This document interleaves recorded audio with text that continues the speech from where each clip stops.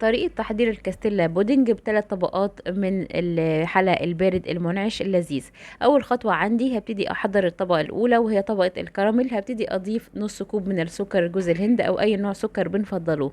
هبتدي اضيف 4 معالق كبار من المية. هبتدي اسيبهم يدوبوا تماما في طاسة سخنة، وهبتدي اقلبهم بدون ما احرك باسباتيولا او اي حاجة في اول خطوة.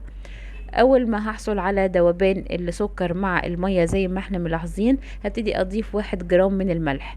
طعم الملح هيفرق جدا في معايا في صوص الكراميل وهيديني طعم لذيذ جدا. هبتدي كده بالخطوة دي اقلب بسباتيولا عادي بعد ما داب تماما السكر، بس ما تبتديش اضيفه على الجوانب عشان ما يفسدش مني وصفة الكراميل. كده اخدت اللون المظبوط. هبتدي اضيفهم في اكواب صالحة انها تدخل الفرن، اكواب بايركس او اي طواجن بتفضلوها. دي هتكون الطبقة الاولى. هبتدي احضر الطبقة التانية وهي طبقة البودنج او الكاسترد. هبتدي اضيف 3 بيض بدرجة حرارة الغرفة مع الفانيلا. هبتدي اضيف كوب من الحليب كامل الدسم على النار، واول ما يغلي هبتدي اضيف ليه معلقة كبيرة او معلقتين كبار من الحليب المحلى المكثف. لو مش موجود يبقى ممكن اي نوع سكر بنفضله، هحلي بيه الحليب على حسب الرغبة.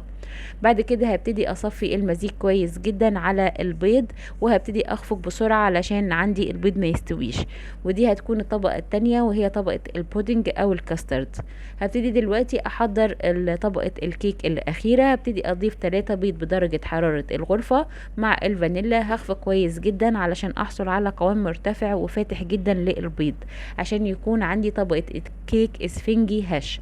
مهمة جدا الخطوة دي. زي ما احنا ملاحظين ابتدى عندي المزيج يعلى تماما. هبتدي اضيف استيفيا او اي نوع سكر بنفضله. انا حبيت اضيف استيفيا عشان تكون عندي مكونات الحلا صحية اكتر. ابتديت اضيف حوالي نص كوب من الدقيق المنخول، وهبتدي اضيف ليهم معلقتين كبار من الكاكاو الخام الغير محلى. مهمة جدا الخطوة دي.